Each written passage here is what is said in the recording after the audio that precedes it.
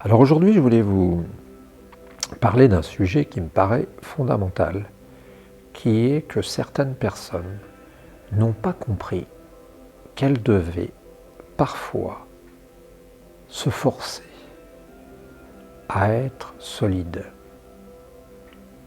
Et par là, je veux dire simplement qu'en fait, certaines personnes, parfois, ne se rendent pas compte qu'elles devraient être là, comment dirait-on, le pilier de leur famille, le pilier par rapport à certaines autres personnes, par rapport à ceux qui dépendent d'elles. Et je pense que ça les aiderait parfois de savoir que des gens comptent sur elles. Malheureusement, avec la dilution des responsabilités, l'idée que nous sommes une petite gérée par la société, eh bien nous avons pris de moins en moins de considération notre responsabilité. Et ça c'est gênant par rapport aux enfants, par rapport à nos proches, parce qu'on est quand même, on a quand même des responsabilités nous-mêmes. Et quand il arrive à des personnes de se sentir, comment dirait-on, s'affaiblir, eh bien je remarque que parfois quand elles viennent me voir, elles se retrouvent à dire « Ah oui mais j'y peux plus ».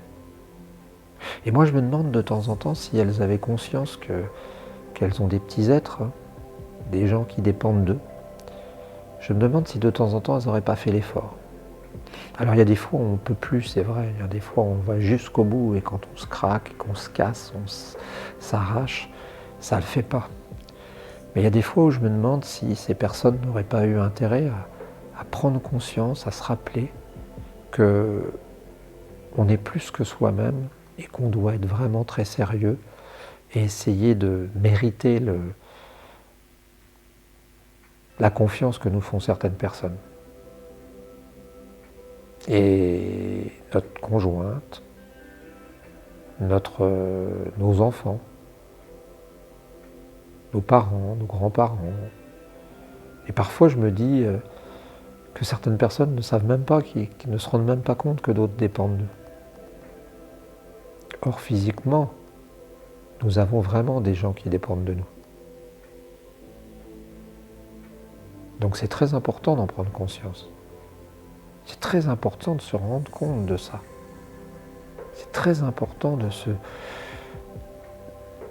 le savoir. Sinon nous risquons de créer du malaise, du malheur. Une fois j'ai une maman qui est venue me voir, on parlait de son fils, et elle cherchait une solution pour arriver à ce qu'elle aille mieux. Et je savais que c'était une maman que j'avais vue plusieurs fois, et qui me paraissait angoissée, fatiguée. Et je lui ai dit, elle m'a remercié plus tard, parce qu'elle m'a dit, vous m'avez dit à ce moment-là ce que j'attendais qu'on me dise, que je ne savais pas. Alors je ne suis pas un génie, hein, j'ai seulement deux yeux, puis ça me permet de voir.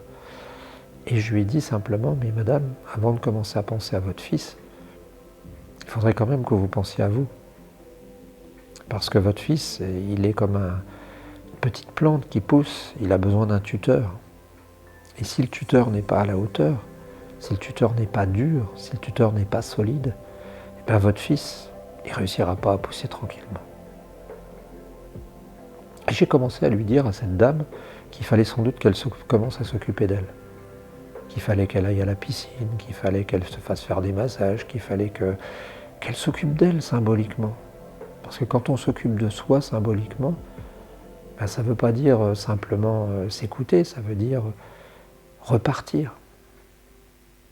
Et ce que je veux dire, c'est qu'il y a beaucoup de gens qui ne se rendent pas compte que des gens dépendent d'eux, que ce soit physiquement, affectivement. Et si nous le savions, si nous réussissions à nous le rappeler, je pense que ça nous aiderait beaucoup, et ça aiderait beaucoup ceux qu'on est chargé d'aider. Alors bien sûr, ça a ses limites. Hein. On sait bien qu'il y a des aidants qui se mobilisent tellement, qui finissent par avoir des burn-out, hein, qui finissent par mourir avant même les personnes qu'ils essayent d'aider, et j'en ai connu. Mais il y a aussi la contrepartie. qui est de prendre conscience de ses responsabilités et de les mériter. Voilà, c'était un petit post, un petit clin d'œil à ce sujet. Je vous souhaite une bonne journée, j'espère que vous allez pouvoir réagir, me donner des anecdotes, parce que là, l'histoire de cette maman, c'était éloquent. Je vous souhaite une bonne journée.